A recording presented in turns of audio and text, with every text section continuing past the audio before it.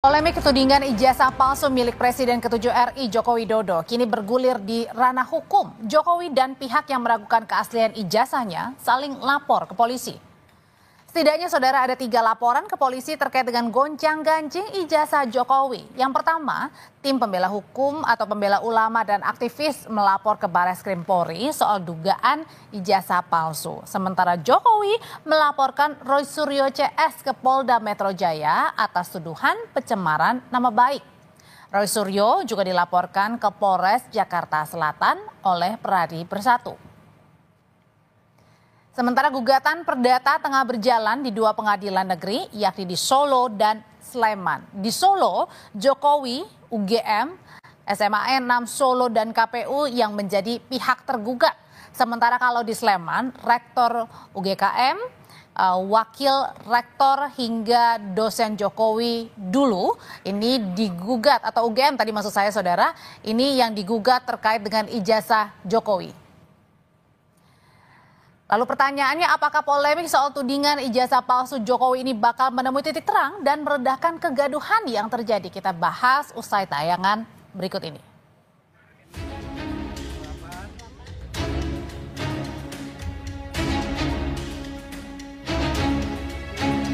Tak cuma di pengadilan, polemik ijazah Jokowi juga bergulir di kepolisian. Mantan Menpora Roy Suryo hari ini diperiksa penyidik Polda Metro Jaya. Roy dilaporkan Presiden ke-7 RI Joko Widodo atas dugaan pencemaran nama baik soal tudingan ijazah palsu. Namun menurut Roy, dalam surat pemanggilan klarifikasi tak tercantum namanya sebagai terlapor. Ia mengaku hanya menjawab yang berkaitan dengan perkara dalam surat pemanggilan. Tentang ada beberapa hal yang lain yang ditanyakan, apakah soal video begini, saya hanya jawab singkat saja. Apakah itu ada pada surat laporan tertanggal 26 Maret 2025. Ketika ditanyakan tidak terkait dengan itu, ya sudah. Jangan tanya saya yang tidak ada kaitannya dengan itu. Ini clear banget ya. Ini clear banget. Jadi LP itu ada pelapornya, tapi lucunya nggak ada terlapor. Sekali lagi ya, tidak ada nama terlapor. Jadi untuk para kuasa hukum yang kemarin sudah nyebut-nyebut nama, inisial dan sebagainya, hentikan. Presiden ke-7 RI Joko Widodo menyebut alasan dirinya melaporkan 5 orang terkait tudingan ijazah palsu untuk membuat pembelajaran. Ia merasa dihina dan direndahkan dengan adanya tuduhan tersebut. Yang sudah menghina saya sehina-hinanya, sudah menuduh ijazah itu ijazah palsu, sudah merendahkan saya serendah-rendahnya. Ya nanti dibuktikan lewat proses hukum. Ramai soal gugatan ijazah palsu juga sempat disinggung Ketua Umum PDIP Megawati Soekarno Putri. Walau Mega tak menyebut langsung nama pemilik ijazah yang dituding palsu, ia menantang agar pihak yang digugat tak ragu menunjukkan ijazahnya jika asli. Orang banyak kok sekarang gonjang-ganjing urusan ijazah dan narkoba. Ya kok susah amat ya. Kalau ada ijazah itu pasti ada ini ijazah saya. Itu. Nah, dengan demikian, ini kan saya pusing ya, pusing orang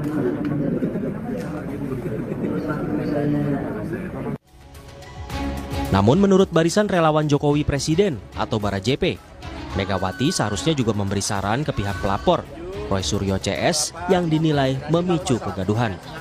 Saran Bu Mega itu udah bagus ya, tapi sebagai negarawan juga Bu Mega sebaiknya juga menyarankan kawan-kawan Roy Suryo dan yang lain itu supaya juga menghentikan apa yang mereka lakukan.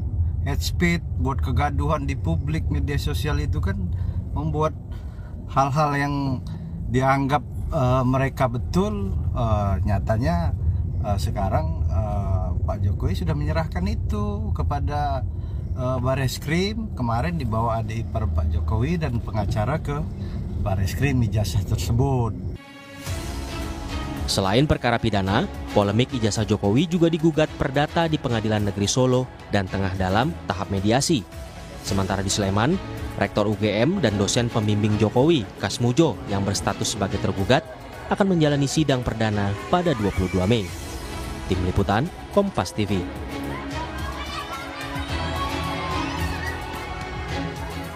Roy Suryo sudah diperiksa hari ini atas laporan yang dilayangkan Presiden ke-7 RI, Joko Widodo. Lebih lengkap mengenai pemanggilan Roy Suryo CS hari ini ke Polda Metro Jaya, kita bahas bersama pendukung Roy Suryo yang tadi juga ikut mengantar ke Polda, ada Marwan Batubara, dan juga sudah hadir kuasa hukum Jokowi, Rifai Kusumanegara. Malam, Mas Rifai, Pak Marwan.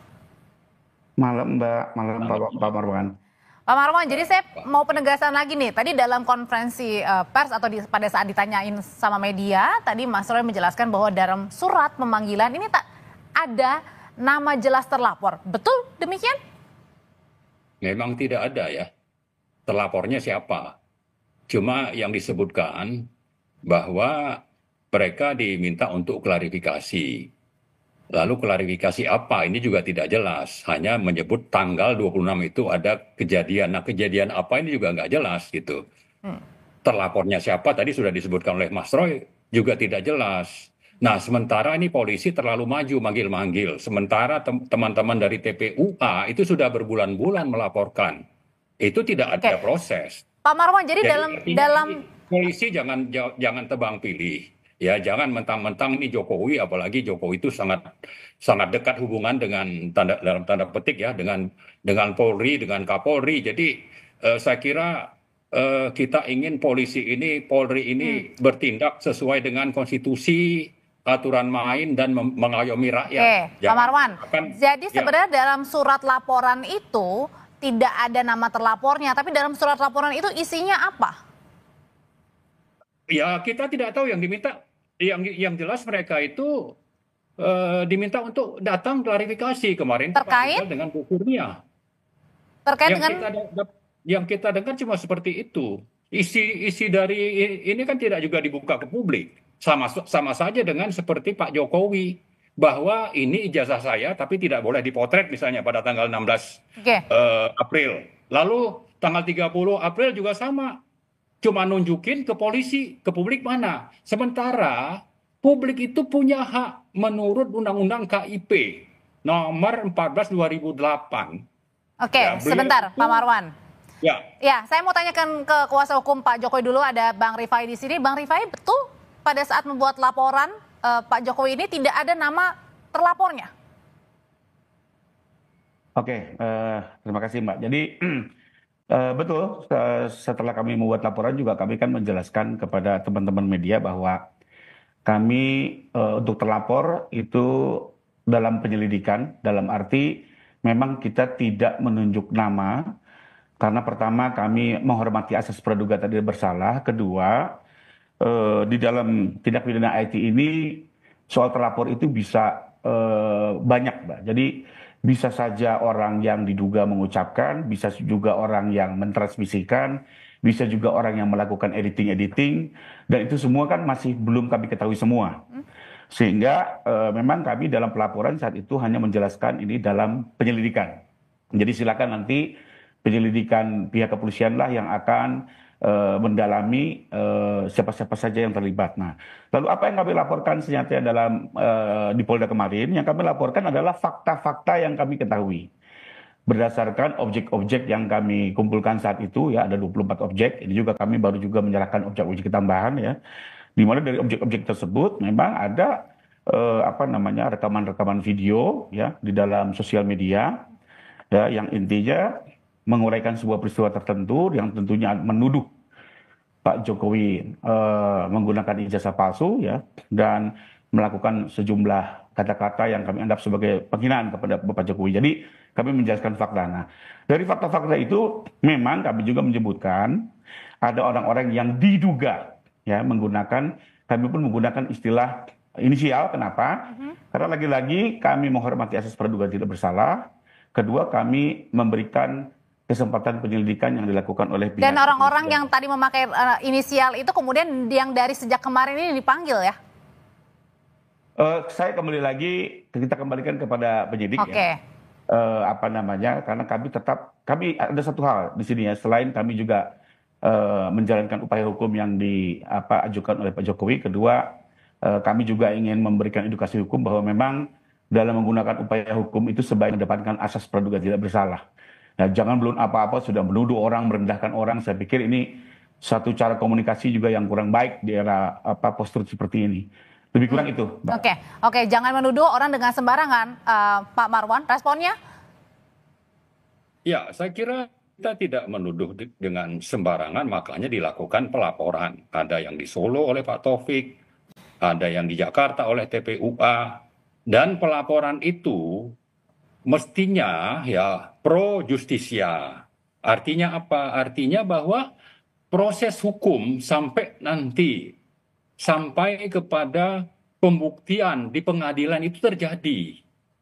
Yang kita khawatirkan adalah seperti yang dialami oleh Gus Nur dan juga Bambang Tri. Mereka menggugat bahwa diduga ijazah Jokowi itu palsu, tapi proses pembuktian di pengadilannya tidak pernah terjadi, lalu dua orang ini dipenjarakan 6 tahun misalnya. Kemana pengadilannya? Bagaimana bisa itu terjadi? Ya saya yakin itu karena ada intervensi dari kekuasaan. Artinya apa? Artinya bahwa kalau kita mengaku ini negara hukum, maka proses hukum itu harus diutamakan, jangan pendekatan politik kekuasaan. Dan itu sudah terjadi dan ini kelihatannya akan terjadi. Tapi kan ini klarifikasi juga. Saya sedikit lagi menambahkan bahwa ini bukan urusan perdata untuk dikatakan bahwa ini bukan hal yang layak untuk diproses oleh pengadilan. Ini masalah pidana.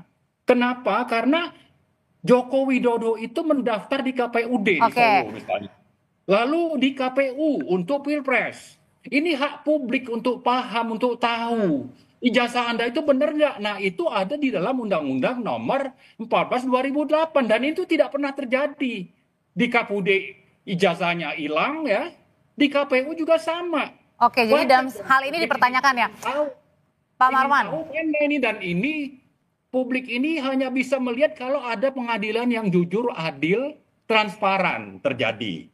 Jangan pendekatan kekuasaan karena kalau pendekatan kekuasaan. Tapi Pak Marwan dengan Pak Roy juga dipanggil kan, ini juga kemudian bentuk untuk penyidik juga mendalami kan kasus yang terjadi. Tapi Pak Marwan ini pertanyaan yang mungkin tidak disebutkan terlapornya siapa. Oke, karena tadi jangan mentang-mentang berkuasa ya dekat dengan Jokowi dan mungkin presidennya juga diam yang sekarang ya. Kita tidak mau seperti itu. Kita mau ini negara hukum, tegakkanlah berdasarkan hukum. Pro justisia itu harus terlaksana secara runtun dari proses penyelidikan, penyidikan sampai nanti ada penuntutan dan ada proses di pengadilan. Dan dengan begitu hak publik ya sesuai dengan tadi undang-undang keterbukaan informasi publik itu bisa terlaksana. Kalau tidak ini hanya gonjang-ganjing. Dan satu lagi perlu Pak Marwan, kalau ada penuntut sedikit lagi saya sampaikan. Ya, masih panjang Pak Marwan. Jadi saya mau tanya dulu ke Bang Rifai kalau gitu. Bang Rifai itu tadi kemudian katanya ya jangan ada karena ada kekuasaan. Jadi kemudian bisa diutak-atik nih, diatur-atur nih di balik pelaporan Pak Jokowi ini. Ya, pertama saya menyayangkan ya dengan narasi-narasi yang kesannya tidak mempercayakan kepada pengadilan maupun pihak kepolisian ya. Kenapa? Karena di dalam negara hukum ini ya memang mau tidak mau kita harus mempercayakan semua proses hukum kepada lembaga-lembaga yang berwenang yang diatur dalam konstitusi ya. Dalam hal ini adanya pengadilan ya sebagai kekuasaan yang terpisah bahkan dari kekuasaan negara ya sesuai dengan res politika ya. Lalu juga ada kepolisian yang juga memiliki tugas penegakan hukum. Di sisi lain juga menjadi tidak konsisten karena di sisi lain teman-teman TPU juga menggugat melalui pengadilan, tapi di sisi lain kok seakan-akan tidak percaya pada pengadilan kan. Ya, ini sudah ada 2 gugatan nih, satu gugatan yang di Solo, satu lagi gugatan yang di Jogja kalau nggak salah. Kedua juga bahkan teman-teman TPU kan mau melaporkan ke Barreskrim. Artinya pada saat melaporkan harusnya percaya pada institusi tersebut. Nah kalau sekarang tahu-tahu tidak percaya, mendiskreditkan pengadilan maupun kepolisian, ini kan menjadi seolah-olah tidak konsisten gitu ya. Karena bagaimanapun lembaga-lembaga hukum itu perlu kita hargai dan memang tugas kewenangan undang-undang seperti itu. Bahwa teman-teman ingin mengkritik, ingin melakukan pembela diri itu wajar dan sah-sah saya. Tapi kalau menganggap tidak mempercayai, menurut saya ini menjadi semakin bias gitu ya. Lalu kedua saya mau tambahkan sedikit Mbak. Tadi bahwa dibilang Barreskrim belum melakukan apa-apa. saya pikir tidak tepat ya, karena kita ketahui bersama Bareskrim sendiri sudah menangani laporan TPU yang diajukan bulan Desember 2024 dan sudah memeriksa puluhan saksi, bahkan sampai ke Solo dan Jogja. Itu kita ketahui bersama ya, karena beberapa juga teman Pak Jokowi sudah diperiksa gitu ya. Bahkan kami pun juga sudah diminta menyerahkan ijazah asli. Jadi menurut saya justru yang di Bareskrim sudah lebih dulu pekerjaannya dibanding yang di Polda ini masih berjalan di belakang, saya pikir. Oke, Bang Rifai, kan kalau tadi Kombes Ade bilang bahwa yang disita itu ada flash disk ya, kemudian ada YouTube, ada konten media sosial di X juga. Nah, kemudian juga tadi baik Mas Roy maupun juga Dr. Tifa, kemudian kemarin YouTuber Michael juga ditanya soal peristiwa 26 Maret 2025. Sebenarnya apa sih yang dilaporkan 26 Maret itu terjadi apa? Apa yang mengusik Pak Jokowi saat itu? Ya, yang kami laporkan adalah fakta ya, bahwa ada sebuah tayangan ya di tanggal tersebut ya. Nah, itu kami laporkan bahwa siapa saja yang terlibat monggo, Mbak. Karena di Undang-Undang ITE itu sendiri juga misalnya kita lihat ada sebuah video ya dilakukan oleh bisa saja dengan teknologi AI, justru sebenarnya orang sebenarnya belum tentu yang membicarakan itu. Karena kan kita tahu sendiri ya, sekarang Presiden Amerika pun dibuat sedemikian rupa seolah-olah mengatakan ini itu, padahal itu teknologi AI. Karena itu kami tidak mau mendahului dan kami lagi-lagi mempercayakan asas praduga tidak bersalah. Ya, bahwa kalaupun ada sosok seorang di situ, kami menggunakan inisial sebagai bentuk penghargaan kami. Itu dalam bentuk diskusi atau gimana 26 Mei itu? Iya, dalam bentuk tayangan diskusi. Ada tayangannya, ada videonya, ada VT-nya. Nah, lalu kedua bisa juga yang bertanggung jawab tidak hanya yang menyatakan, siapa yang mendistribusi, siapa yang melakukan editing segala macam. Jadi kami mengembalikan kepada alat bukti yang bisa diperoleh oleh penyelidik. Yang kami harapkan juga dilakukan secara hati-hati, secara proper dan profesional. Bagian, Mbak. Oke, Pak Marwan, sebenarnya tanggal 26 itu kan tadi katanya ada konten ya, atau kemudian ada perbincangan begitu. Nah, sebenarnya di tanggal 26 Mei itu, baik Mas Roy Suryo, Dr. Tifa, itu sebenarnya apa sih? 26 Maret. 26 Maret maksudnya? Ya, saya tidak tahu apa yang menjadi dasar ya, kalau diskusi itu kan setiap hari ada orang diskusi, ada orang podcast. Tapi saya ingin mempersoalkan masalah pengadilan yang sangat basic. Pro justisia itu ada proses langkah-langkahnya. Ada yang meragukan keaslian ijazah Pak Jokowi yang mestinya ini menjadi tugas pengadilan untuk membuka kepada publik, dan itu sampai sekarang belum pernah terjadi. Jadi kalau disebutkan oleh Mas Rifai tadi kita harus mempercayai pengadilan yang mana?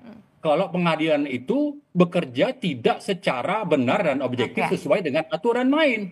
Dan ini orang yang menggugat ini kan punya hak secara konstitusi menurut Undang-Undang Keterbukaan Informasi Publik. Saya ulang lagi, nomor 14 tahun 2008. Ya, ini bisa pidana. Bahwa yang melakukan pidana, Anda waktu di Solo misalnya, mendaftar detailnya itu dokterandes. Lalu jadi presiden berubah jadi insinyur. Wajar dong orang nanya, Anda ini insinyur apa dokterandes? Lalu belakangan juga ada info tentang misalnya ijazahnya, KKN-nya, dan sebagainya. Nah, menurut undang-undang tadi, apalagi ini sebagai presiden yang wajib menyampaikan waktu apply untuk menjadi bupati, wali kota, menjadi gubernur DKI, menjadi presiden Republik Indonesia, wajar dong orang mendapatkan informasi yang otentik. Nah, begitu itu hilang, wajar juga orang menggugat. Wajar juga orang podcast tadi yang disebut tanggal 26 Maret itu. Kenapa ini yang dipersoalkan? Tapi yang paling basic saya sampaikan tadi, bahwa publik punya hak dan yang wajib. Jadi begini, satu hal yang juga coba dibuat untuk di misleading ya, bahwa bukan cuma yang menggugat wajib untuk membuktikan bahwa ini palsu, tapi yang bersangkutan karena ini masalah pidana, wajib juga untuk menunjukkan Anda ini ijazahnya asli. Ternyata kan waktu tanggal 16 April, ini ijazah saya, tapi tidak boleh difoto. Waktu ke Oke, saya tanyain hal itu ya, Ya. Pak Marwan. Saya tanyain hal itu ya untuk ditanggapi. Bang Rifai, silakan. Yang tentang apa nih Mbak? Yang tadi katanya ingin menunjukkan dan kemudian bisa aja terkena pidana nih. Oh, jadi gini ya, kembali lagi dalam hukum kita boleh memiliki pandangan hukum yang berbeda dan saya menghargai argumen yang disampaikan Bang Marwan. Tapi kami tim penasihat hukum Pak Jokowi memiliki pandangan hukum bahwa sesuai Undang-Undang Keterbukaan Informasi Publik ada terkait dengan ijazah Pak Jokowi justru adalah yang dikecualikan ya. Yang dikecualikan karena apa? Data itu bersifat pribadi dan Pak Jokowi hari ini sudah bukan sebagai pejabat negara, sebagai warga negara biasa. Jadi kami memiliki pandangan Pak Jokowi tidak memiliki kewajiban hukum untuk menunjukkan ijazah tersebut ya. Sesuai Undang-Undang Keterbukaan Informasi Publik maupun juga satu undang-undang yang tidak boleh dilupakan yaitu perlindungan data pribadi. Demikian. Ya, jadi saya kira dengan singkat. adanya dua pendapat seperti ini, maka sudah menjadi tugas dari ranah di pengadilan di MA untuk membuka ini terbuka kepada publik. Jadi jangan terus berpegang kepada prinsip dari lawyer yang memang sudah berada di bawah kendali Jokowi. Baik. Itu yang terjadi dulu di Solo. Oke. Nah, kita mau mari buka. Sudah kita tangkap Pak Marwan Bukan pesannya. aja. Saya pernah menyampaikan ya bahwa kita terima kasih Pak Jokowi datang melapor, tapi jangan berhenti hanya di sini. Harus ada proses pengadilan yang adil, terbuka, transparan, ya, objektif untuk nanti bahwa ini hak publik namanya presiden. Oke, baik. Presiden Sudah kita tangkap Pak Marwan. Disebutkan sudah tidak menjabat. Beliau ini menjadi komisaris di Danantara. Masih pejabat publik juga. Oke. Meski bukan presiden tapi pejabat publik. Ini juga harus bertanggung jawab. Pak Marwan, Ya, terima kasih.